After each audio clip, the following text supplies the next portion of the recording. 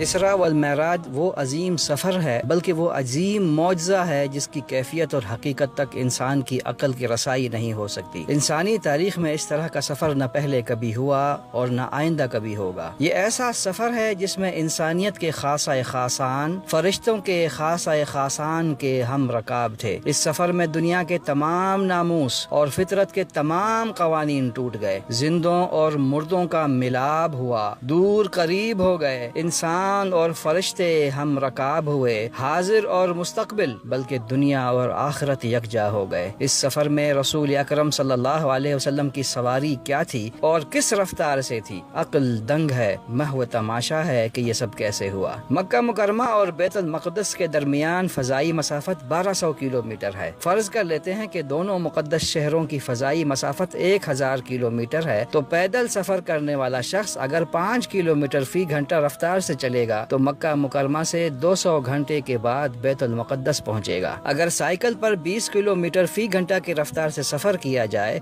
تو 50 گھنٹے لگیں گے۔ اگر گاڑی سے 100 کلومیٹر فی گھنٹہ کی رفتار پر سفر کیا جائے تو 10 گھنٹے لگیں گے۔ اگر بلٹ ٹرین سے سفر کیا جائے جو 300 کلومیٹر فی گھنٹہ کی رفتار سے چلتی ہے تو یہ سفر 3.3 گھنٹے میں طے ہوگا۔ ہوائی جہاز کے ذریعے سفر کیا جائے جس کی رفتار 1000 کلومیٹر فی گھنٹہ ہو تو یہ مسافت 1 گھنٹے میں طے کی جائے گی۔ یہی سفر اگر جنگی طیارے سے کیا جائے تو وہ 1200 کلومیٹر فی گھنٹہ کی رفتار سے صرف 50 منٹ میں بیت المقدس پہنچائے گا۔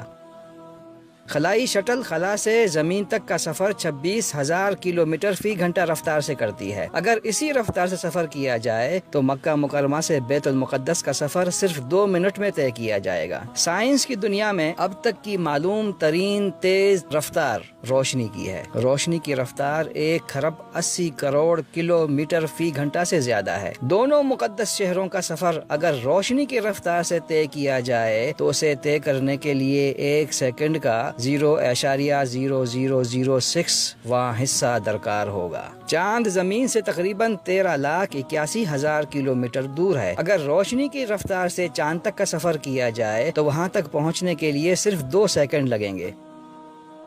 اسی رفتار سے اگر سورج تک کا سفر کیا جائے جو زمین سے تقریباً 14,96,00,000 کلومیٹر دور ہے تو وہاں تک پہنچنے کے لیے 8 منٹ لگیں گے۔ کرۂ ارضی سے سب سے دور سیارہ پلوٹو ہے جو 5,90,00,000 کلومیٹر دور ہے۔ وہاں پہنچنے کے لیے ہمیں 3 گھنٹے 28 منٹ لگیں گے۔ اب سوال یہ پیدا ہوتا ہے جس کا جواب سائنس دینے سے قاصر ہے اور انسانی عقل جس پر دنگ ہے، وہ یہ ہے کہ جب سائنس کی دنیا میں معلوم تیز ترین رفتار سے پلوٹو سیارے تک پہنچنے کے لیے 3 گھنٹے 28 منٹ درکار ہیں تو آسمان دنیا تک پہنچنے کے لیے کتنا وقت لگے گا؟ آپ صلی اللہ علیہ وسلم نے مکہ مکرمہ سے بیت المقدس اور وہاں سے آسمان تک اور پھر ایک سے دوسرے اور تیسرے سے چوتھے اور اس طرح سے 7ویں آسمان تک کا سفر کیا اور پھر اسی رات آپ صلی اللہ علیہ وسلم واپس مکہ مکرمہ آ گئے۔ آخر براق کی رفتار کیا تھی؟ یقیناً یہ روشنی کی رفتار سے تیز ہوگی۔